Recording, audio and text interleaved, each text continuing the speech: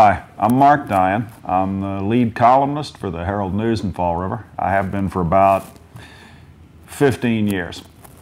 I always tell people that working for a newspaper is the best thing you can do if you have a college education, and being a columnist is the best job you can have if you work on a newspaper.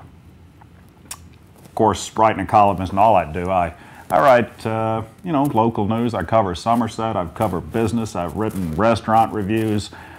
You have to be a utility infielder in this business these days. Maybe you've always had to. What I like best about column work, I think, is what I like best about hometown newspapers. It's right here. It's one of the reasons I live in Fall River, because like the paper itself, like the column itself, I like to be right here. I've always had a running joke with people that I'm one of the luckiest columnists in the United States because I have Fall River politics, so I never have a slow week. But I think it's a little more than that. Mostly, I have the city itself. I live about 3 minutes from the paper, a second-floor tenement apartment in Fall River. I like the sound and the rhythm of a city, and I think for a columnist, it provides a great deal of accountability.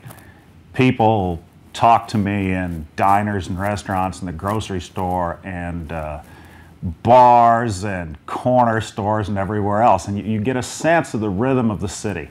Fall River is a very old city, compared to cities in Nebraska or California. It has its own rhythm, it has its own language, it has its own attitude that a lot of time is misunderstood by people who don't experience it every day. I've been privileged to try and not define Fall River, but try and figure out what the definition of Fall River is.